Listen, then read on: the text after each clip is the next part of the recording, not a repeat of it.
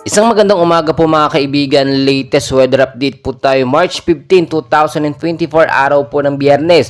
I-update ko na rin po kayo sa kalagayan sa West Philippine Sea sa lumalala pong issue doon ng China Coast Guard at ng Philippine Coast Guard, yung pananakaw po nila sa ating teritoryo. Pero bago po tayo magpatuloy, pa-like and subscribe naman po and always pong pahit ng notification bell for more weather and Pinas Balita update. Maraming salamat po. Well mga kaibigan, ang hypnosis pa rin po natin ngayong umaga po ng Biyernes, no?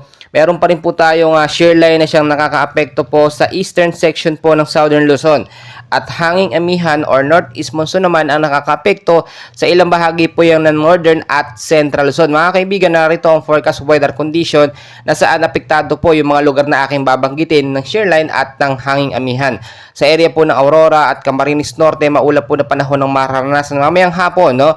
At posible magkaroon po ng rain showers at thunderstorm. Dulot po yan ang tinatawag natin na shear line, no? Posibleng pagbabaha po ayon sa pag-asa kapag nagkaroon ng malakas sa pag-uulan sa gabi at landslide naman sa mga landslide prone area. Sa area naman po ng Batanes at Cagayan, maulap din po na panahon ng mararanasan with light rains dahil po sa hanging amihan or northeast monsoon. Wala namang significant impact pero ugaliin na rin magdala ng payong jacket kapote kung kayo po ilalabas ng inyong mga kabahayan. Sa Ilocos Region, Cordillera Administrative Region at ilang bahagi ng Central kasama ng Cagayan Valley, maulap din po na panahon ng mararanasan dyan with isolated light rains to heavy rainfall pagdating sa gabi. Dulot yan ng hanging amihan or northeast monsoon. Ugaliin magdala ng payong jacket kapote kung kayo po ibiyahe o lalabas ng mga kabahayan.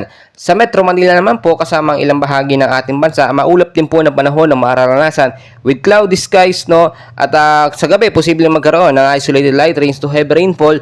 Easterlies pa rin po dyan, no? Sa may bandang Metro Manila at ilang bahagi ng ating bansa, localized thunderstorm din ang kasamang binabantayan dyan. Posibleng pagbabaha sa mababang lugar at landslide naman sa mga landslide prone area. Mga kaibigan, nasop na wala pa naman tayong binabantayang bagyo sa loob ng PAR. Pero ayon sa pag-asa, may mga cloud cluster o namumuong sama ng ulap, no, sa labas ng Philippine Area of Responsibility. Mga kaibigan, kasama sa update natin ngayon yung kalagayan nga po sa West Philippine Sea.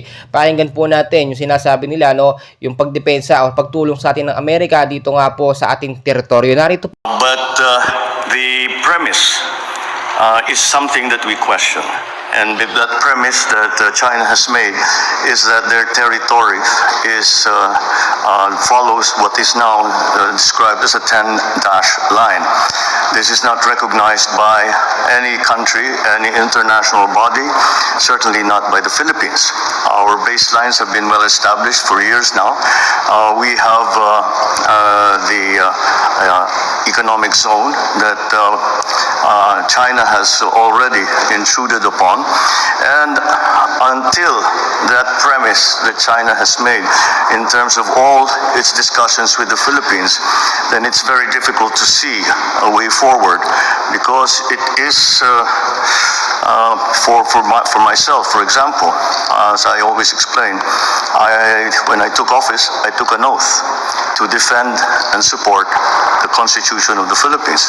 The first article of the Constitution of the Philippines is the article that describes and defines the territorial area, maritime and land-based territory of the Philippines. And it is my duty, I have no choice but to defend that, and we will continue to do that.